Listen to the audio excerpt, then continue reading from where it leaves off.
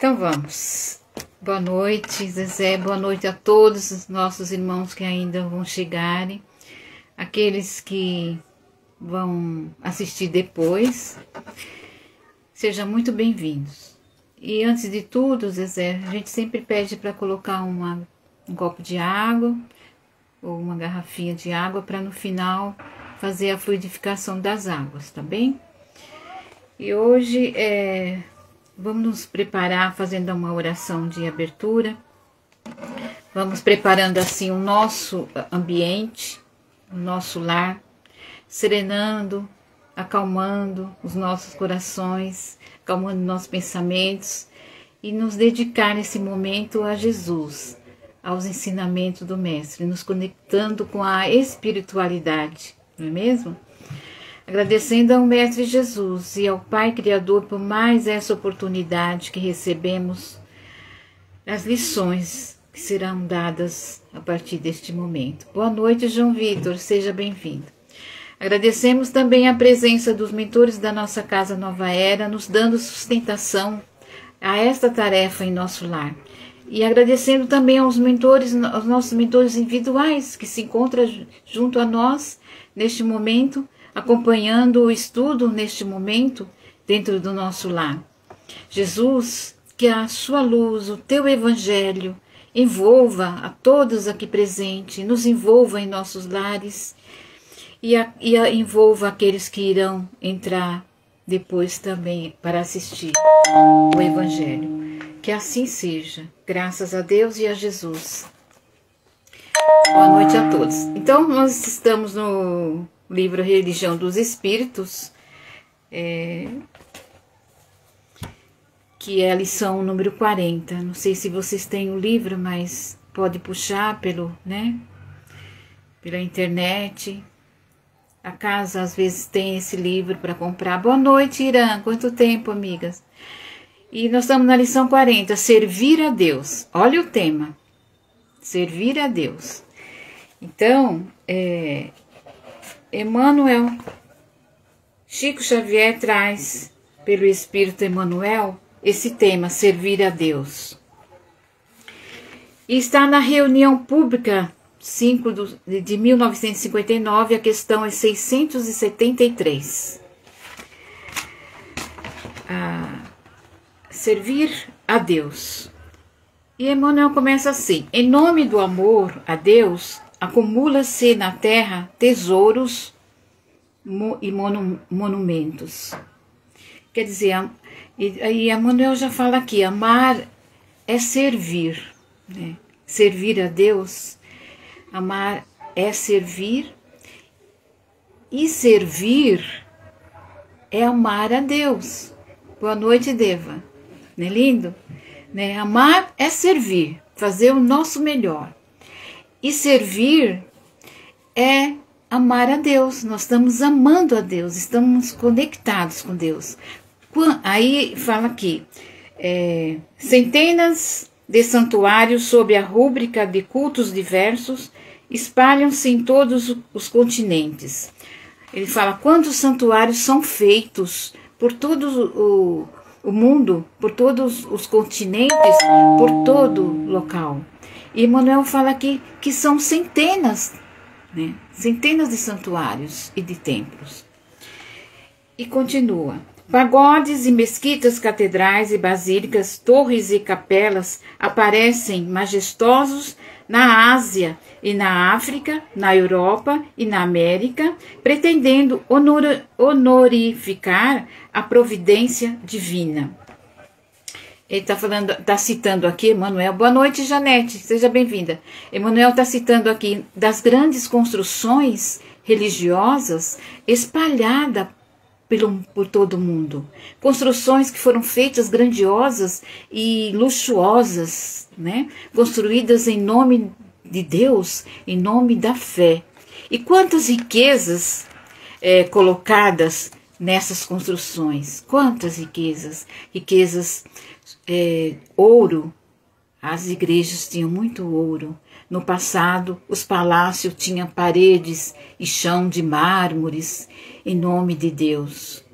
Buscando a fé através dos status um querendo ser maior que o outro. Ah, eu vou ter uma igreja, vou fazer uma igreja, vou construir uma igreja maior do que aquela outra, né?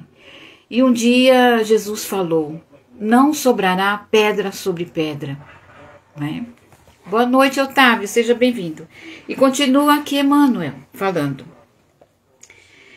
É assim que surge aqui e ali casas de adoração, com várias nomenclaturas, com vários nomes. Nosso tempo hoje nós encontramos, né, várias igrejas, cada um tem uma nomenclatura, um nome, coloca o nome da igreja, né? Então ele fala aqui, Emmanuel, templos, palácios, né? Templos, estilos, templos, museus, templos, consagrações, templos, claustros, templos, troféus. E Emmanuel fala aqui que é assim que surge as casas de adoração com variadas nomes. E isso ainda acontece no nosso meio, nesse tempo, no século XXI, né? Templos, palácios, simbolizando a riqueza. Quantas igrejas tem com um palácio imenso, grande? Templos, estilos, são esses vistos pelos estilos, que esses são vistos pela sua arquitetura, que fala aqui templos, estilos. É que nem falar assim, ai, Josete, você é tão estilosa. Então o Emmanuel fala que templos, estilos. É um estilo, né? Templo e estilo são esses vistos pela sua arquitetura, que chama atenção. É um estilo. E aí que ele fala que templos, museus, são aqueles templos que guardam os objetos históricos e ficam guardados por longos tempos ali, né? Fala também dos templos, consagrações. Esse templo, consagrações, é um tipo de templos construídos para servir a Deus, que consagra a Deus. Consagra algo, assim como a nossa casa Nova Era, que se dedica a servir, se dedica a passar conhecimentos, servindo a todos que ali chegam, passando o Evangelho, despertando a curiosidade de saber sobre Jesus, sobre a vinda de Jesus e o que Ele espera de nós. E ali ali naquela casa, é passado o alimento para nós nos alimentarmos daquela palavra que está nas Escrituras, que está no Evangelho de Jesus. Alimenta o nosso corpo e o nosso espírito. E fala aqui, templos, claustros. Esses templos, claustros, são aqueles antigos, que para nós os mosteiros, onde moram os padres, aqueles que ficam clausurados em retiros, em locais fechados, em meditação, em adoração a Deus. Esses são os templos claustros. E por último ele fala do templos troféus. Olha que interessante. Ele trouxe muita informação. Esses templos troféus são construídos por mostrar a nós, mostrar as vitórias relacionadas à fé. Então, lá está cheio de troféus. Ah, eu fiz isso, fiz aquilo. Foram vitórias que tiveram, montaram esses templos troféus, mostrando assim as conquistas, por exemplo, políticas, mostrando assim conquista das vitórias em uma guerra. São troféus para comemorar por ter vencido o outro. Olha que interessante. Então tem vários tipos de troféus. E continua Emmanuel. Os altares para os ofícios religiosos que os hebreus da antiguidade remota situavam em mesas de pedra no alto dos montes. São hoje relicários suntuosos, faiscantes de pedrarias. Olha só. E que ele está falando o quê? É que nós já tivemos evolução, nós estamos num tempo já de evoluído, em vista daquele tempo, desses templos, né? Teve uma evolução na nossa construção, na construção de altares religiosos, igrejas ao longo do tempo. Houve muita mudança nessa parte de ouro, de ostentação dentro da igreja, né?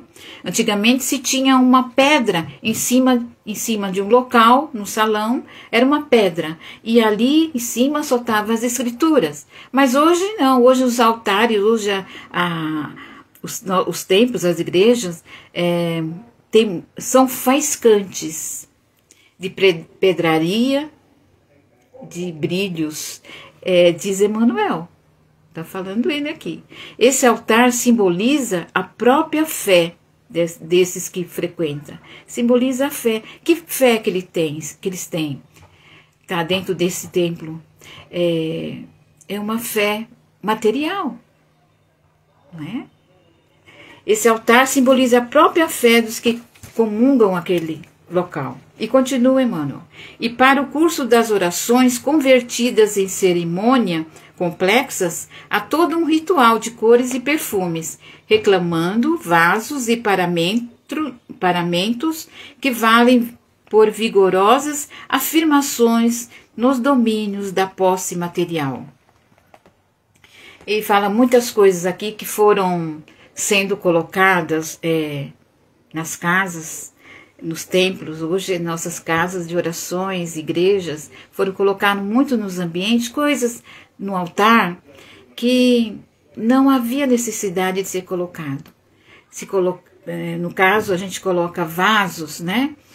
Mas Emmanuel está falando aqui, precisamos ter um local simples, humilde. É o que nós precisamos, ter a simplicidade do Mestre Jesus. Buscar essa simplicidade, buscar exemplificar o que ele nos mostrou, que nos ensinou. É isso que Emmanuel está falando. E aí continua. Longe de nós, porém, qualquer crítica destrutiva aos irmãos que adornam, assim, o campo da própria fé.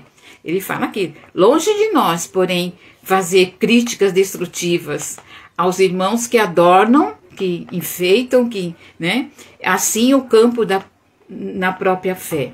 Ele fala, não devemos criticar, inclusive nós espíritas também, não criticar, que gosta de enfeitar a própria local, a própria fé, mas assim de uma forma singela, simples. A intenção reta não tem detalhes materiais. Precisamos... ele continua aqui, fala, própria. Ele fala, a intenção nobre e reta, seja onde for, é sempre digna e respeitável. Então, a intenção nobre e verdadeira, reta, seja onde for, é sempre digna e respeitável. Então, precisamos ter uma casa simples, que nos receba todos os irmãos que ali nos procuram, confortavelmente, né? Sem extravagância. Isso é só o que precisamos para receber e servir aqueles que lá chegam com amor e respeito. Emmanuel nos chama atenção para isso. E ele continua. Contudo, em nós, reportando a interpretação espírita que exprime o pensamento cristão claro e simples, como honrar o Criador, relegando-lhes as criaturas aos desvão da miséria e à sombra da enfermidade. Quer dizer, da instância em que os filhos felizes, a pretexto de homenagear a munificência paterna, fingem desconhecer a presença dos próprios irmãos mais fracos e humildes, extorquindo-lhes o direito de herança, Como glorificar o todo compassivo, escrevendo-lhe o nome bendito em tábuas de ouro e prata junto daqueles que se cobrem de andrajos e soluçam de fome. Ele está falando da doutrina espírita.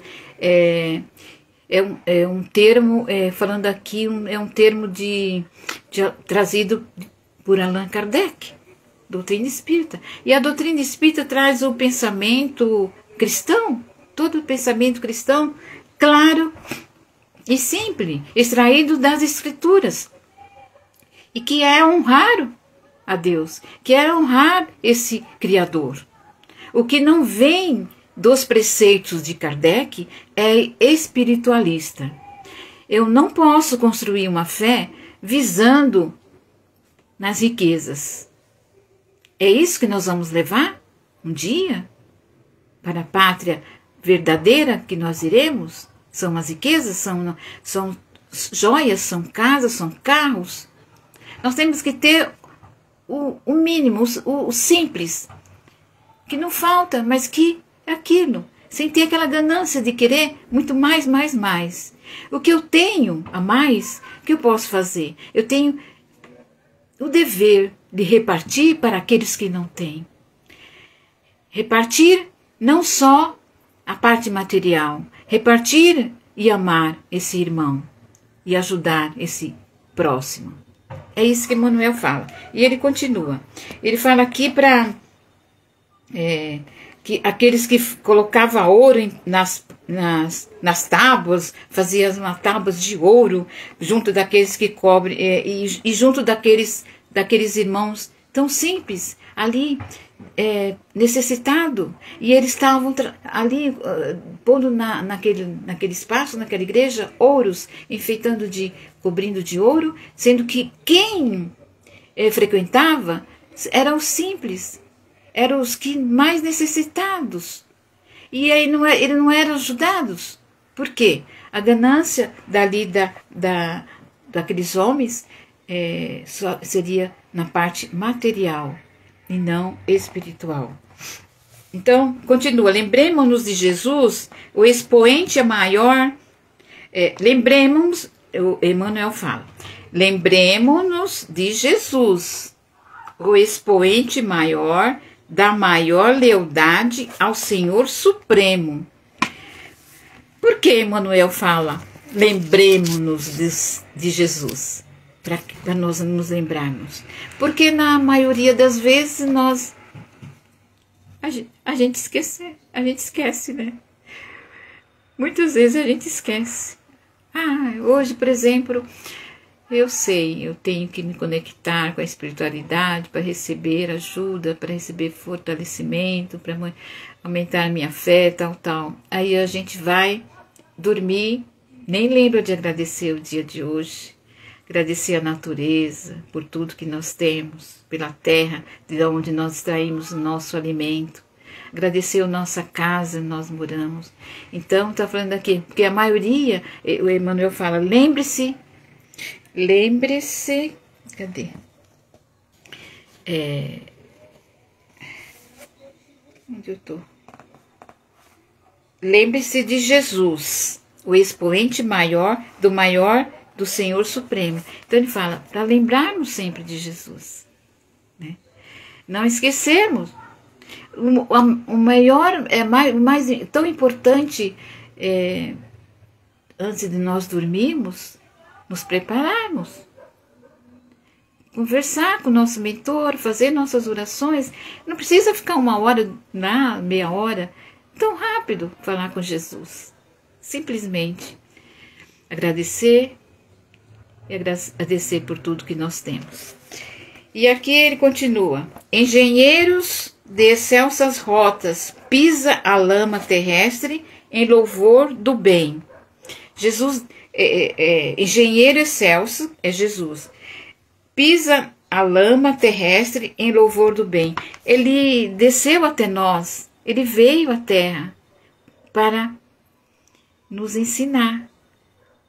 Tirarmos da lama, ele vem aqui nos direcionar o nosso caminho de amor e de paz. E ele continua aqui. puro entre os puros, é a esperança dos pecadores. Jesus era puro ele era puro entre os puros, e a nós é a esperança de estar junto com Jesus, sermos um dia puro de coração. Jesus é mensageiro da luz, toma a direção dos que se afligem nas trevas. Jesus sabe o que nós passamos e no momento certo ele nos socorre. Ele nunca nos desampara. De alguma forma ele coloca outra situação para que a gente saia fora daquela situação não muito boa. Então a gente tem que ter a certeza que nós estamos sempre amparados. O Pai Criador nos olhando e Jesus nos direcionando. E aí continua. Magistrado incorruptível, de ninguém exigia certidão de pobreza a fim de ser útil. Ele nunca perguntava a Jesus, o que você tem? O que você conquistou? Você tem isso? Tem coisas materiais? Não, ele nunca exigia, porque ele queria ser útil a todos, não aquele só que já tinha posses, mas principalmente que eram pobres, né? E Jesus queria ser sempre útil. Jesus veio só para servir, só para servir.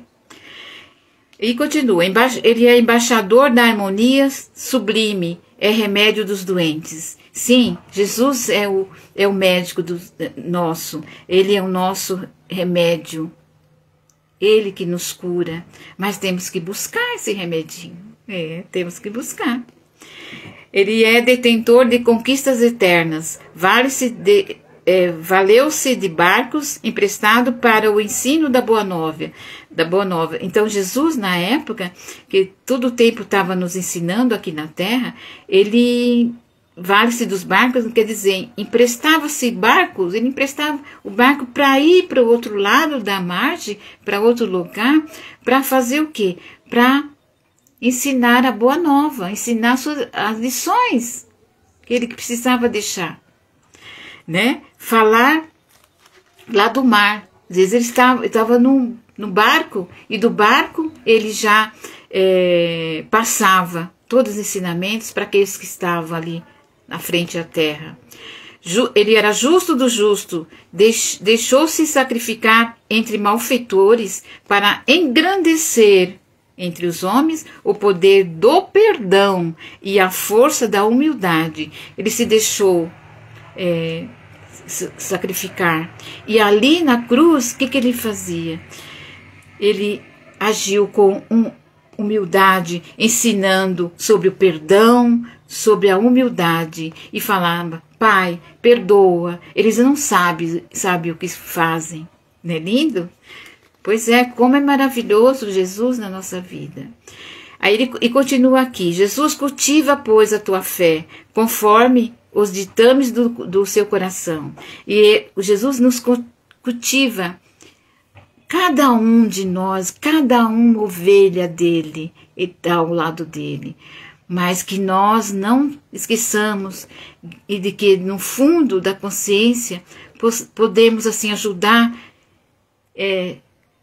com desinteresse e instruir sem afetar. A única maneira, a mais justa e a mais alta, nós servirmos ao nosso Pai. Verdadeiramente, sem desinteresse, ajudar o próximo sem desinteresse. Olha que lição! Ele nos chama para cultivar a fé no nosso coração. Porque tem dia que a gente está caidinho assim, né, da fé. Será que vai dar certo? Será que eu vou passar num concurso? Será que eu vou passar nessa prova da escola? Mas ele chamando cultivar a nossa fé no coração. Lógico que nós precisamos fazer a nossa parte. Para passar numa prova, temos que estudar um pouco. Temos que fazer a nossa parte. E Jesus faz a dele junto conosco. Mas nós temos que estar buscando a ele. E assim ele fala, amai-vos e instruí-vos. É isso que nós temos que fazer. Amar o próximo como a si mesmo. Então vamos agora, já fiz a lição 40 da religião dos espíritos, tá bem, pessoal? Quem chegou depois, somos ferramentas para servir, sempre. Somos ferramenta para ser útil, sempre. Em pequenas coisas. Naquilo que Deus espera de nós. Às vezes uma pessoa cai na rua, nós ali já estamos sendo uma ferramenta para servir a esse irmão, esse amor, socorrendo, levantando ele do chão. Nós somos uma ferramenta em todos os momentos. E podemos sim servir a Deus e buscar esse modelo do Cristo. Só preciso descobrir que a ferramenta eu sou. Que ferramenta eu sou hoje? Né? Qual tipo de trabalho que eu possa fazer para que eu esteja conectado com Jesus e conectado com o Pai? Que tipo de trabalho? Né? Nós sabemos. E Jesus nos mostra o caminho do amor ao próximo, o caminho do perdão, o caminho da paciência, o caminho da benevolência. Está tudo no Evangelho segundo o Espiritismo, na Escritura, o caminho para sermos melhores e estarmos conectados com eles. Porque nós estamos conectados desde que nós chegamos aqui. E temos que ficar conectados para a nossa volta um dia para a pátria espiritual. Tá bem? E o Evangelho segundo o Espiritismo de hoje, nós estamos no início das instruções. Mas já vamos passar agora para esse estudo da introdução que Kardec escreveu com a ajuda dos espíritos. Nas lives anteriores, gente, foram abordados pelos nossos amigos o item 1 e o item 2. O item 1 falou do objetivo desta obra. O item 2 foi falado da autoridade da doutrina espírita, tá?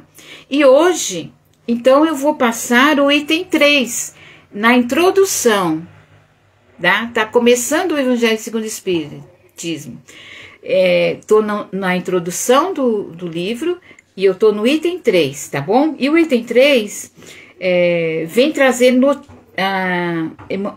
Kardec traz como notícias históricas, que Kardec traz algumas explicações a nós e diz que para que possamos assim entender o início da nossa história e a chegada dos conhecimentos de Jesus, temos que entender o que aconteceu naquela época.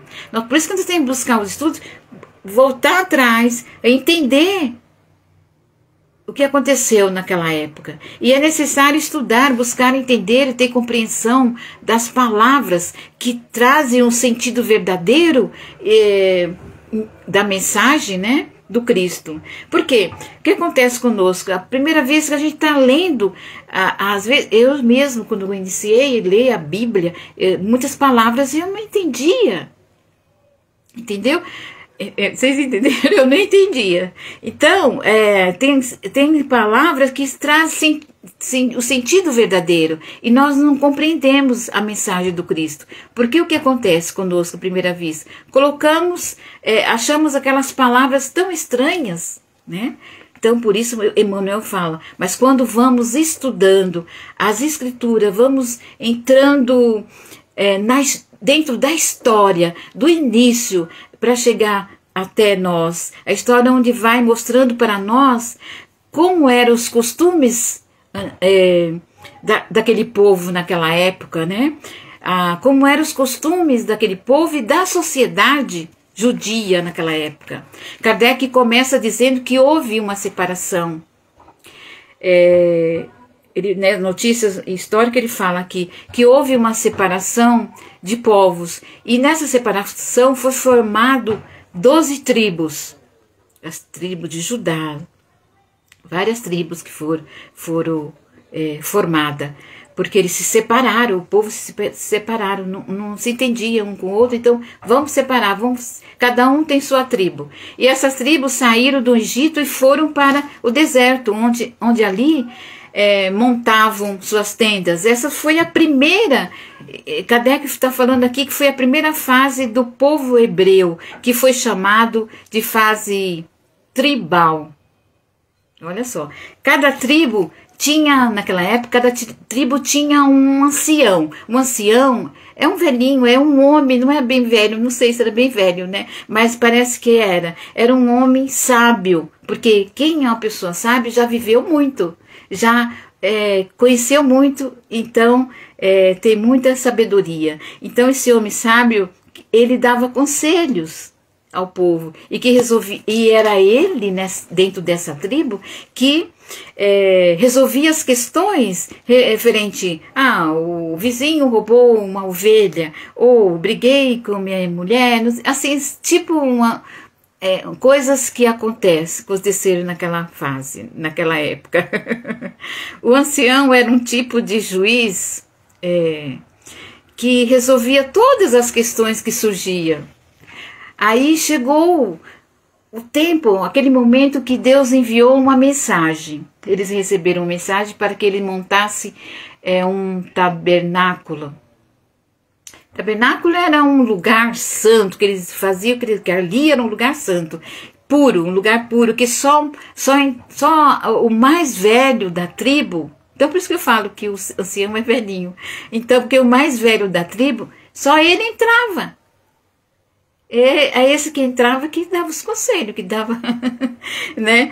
Então ele entrava para mostrar, só que ele entrava para mostrar, Deus, que ele estava sendo purificado, que ele estava com a santidade, mas só ele entrava naquele tabernáculo. E assim as pessoas começaram a ter a consciência que ali falava-se do bem que ele trazia, porque ele trazia a informação, passava a mensagem para o povo, né, esse ancião, e as pessoas começaram a entender a existência do bem e do mal. Quem são bons e quem são maus.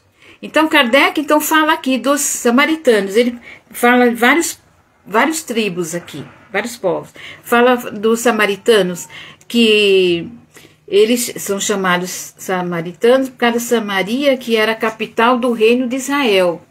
E o povo que ali moravam eram chamados de samaritanos, quem morava no reino de Israel.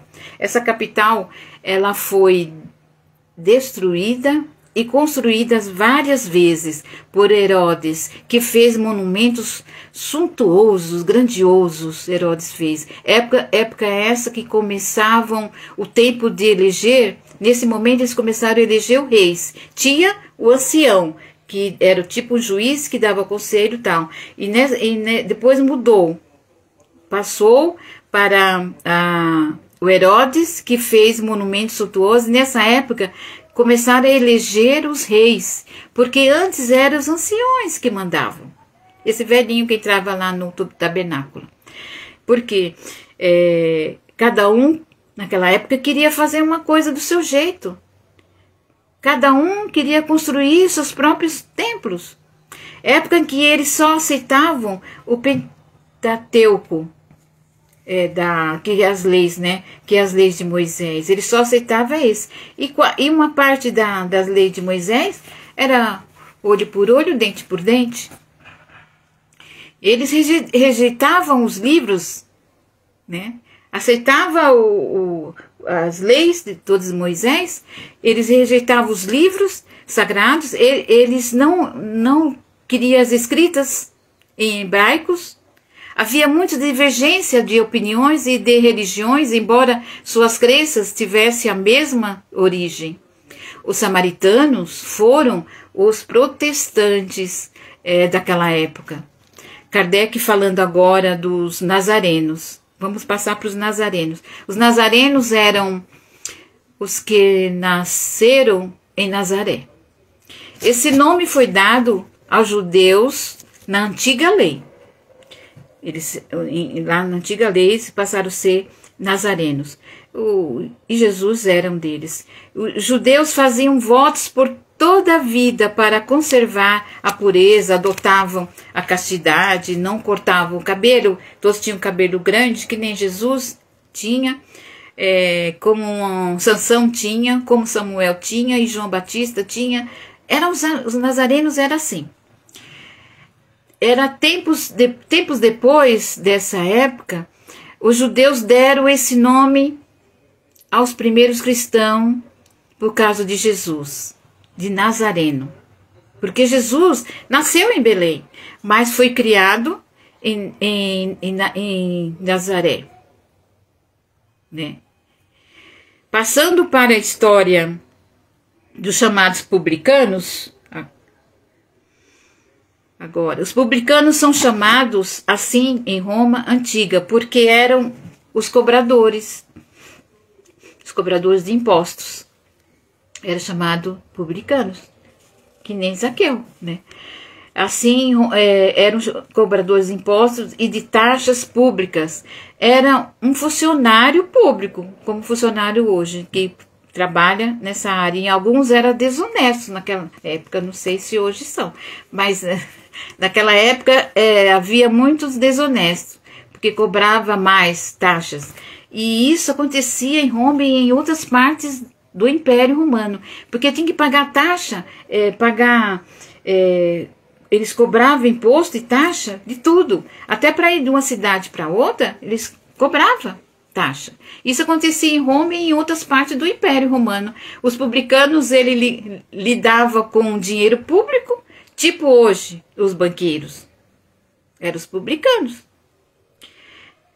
Arrecadava todo o dinheiro do povo para eles, né?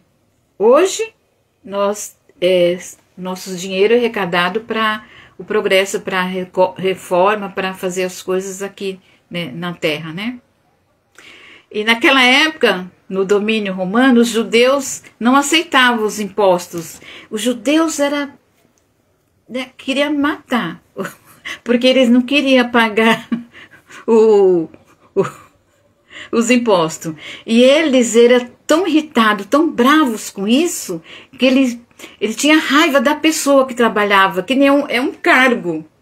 Eles tinham aquele cargo, eles tinham que fazer aquilo. Então, eles tinham raiva da pessoa também, como eles tinham de Zaqueu. Então, aí eles não aceitavam, os judeus não aceitavam os impostos, e isso provocou revoltas, provocou irritação entre eles. Gente, quem gosta de pagar imposto? Vocês gostam? Não, né? Tudo nós pagamos imposto, tudo. Até na compra que nós fazemos tem um desconto lá de imposto. E é aquela situação. Estava se tornando uma questão religiosa, porque ele estava já interferindo, misturando com a religião esses impostos. Por que estão pedindo? Alguns se reuniram e formaram assim um partido. Está aqui no... Gente, depois você lê. Alguns se reuniram e formaram um partido poderoso para não fazer o pagamento. Assim como Zaqueu era o cobrador de imposto e passou a servir a Deus, né? Vamos agora falar um pouco dos peageiros, porque o assunto é longo, ainda tem peageiros. Os peageiros, eles eram também cobradores, esses peageiros. Só que eles eram os cobradores encarregados de receber o pagamento da taxa na entrada da cidade. Ali no portão da cidade, ele ia receber, esses peageiros ia receber essa taxa. E os dias de hoje são bem parecidos, né? Eles cobravam taxa sobre as mercadorias, não é mesmo? Eles cobravam taxa sobre as mercadorias. Hoje nós pagamos, quando você viaja, você não paga taxa nas rodovias, né? Naquela época tinha um portão, tá? Naquela época tinha um portão para pagar para eles.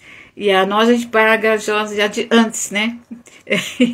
E passa o ticket lá na maquininha e tudo bem. Aí chegamos na praia, chegamos em algum lugar.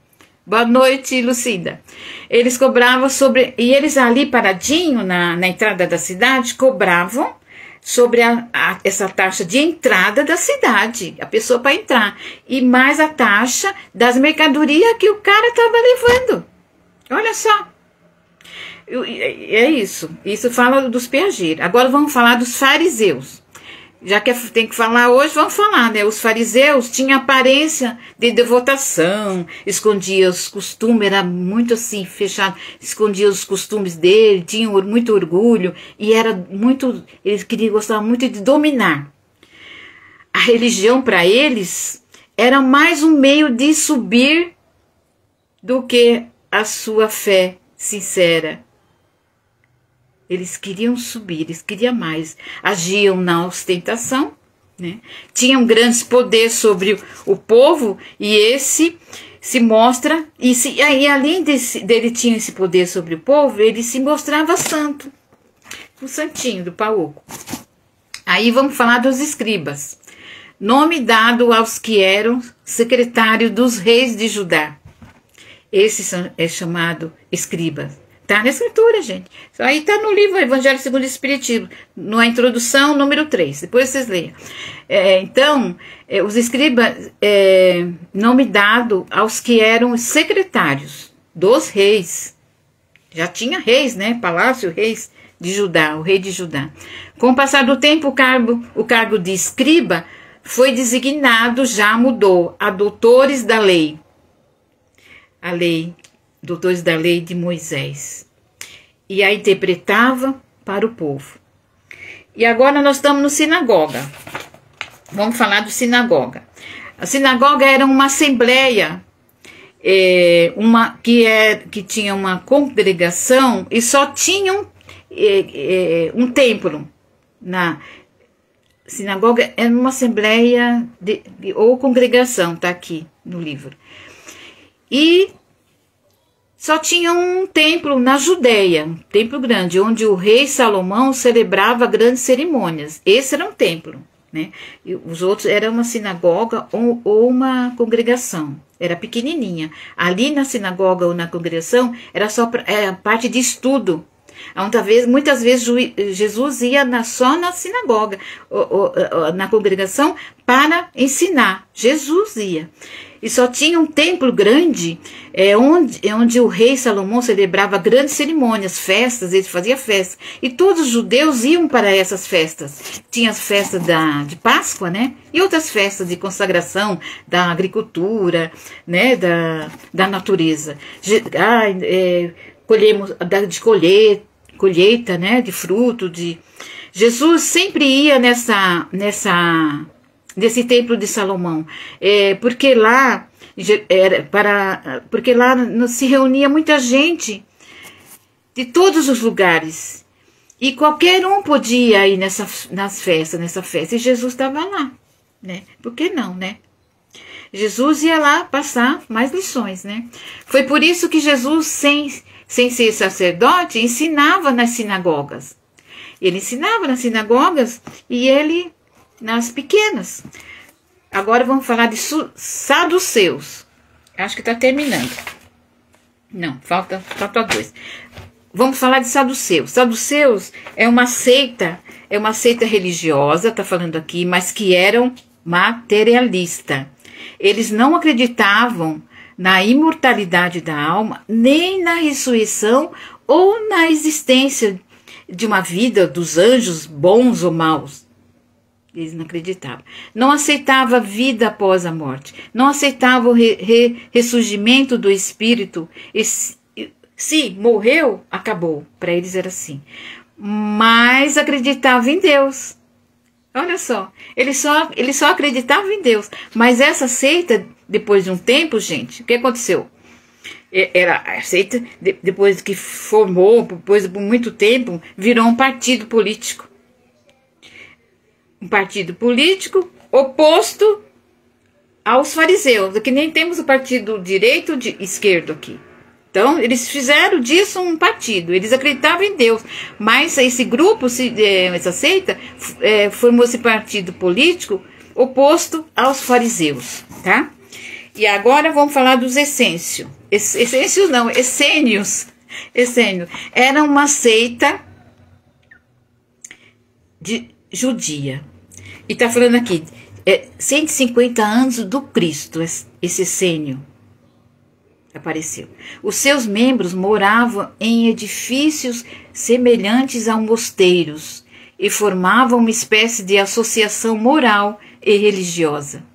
Tinha os costumes, sim, assim, mais quietos, suaves, e virtudes austeras.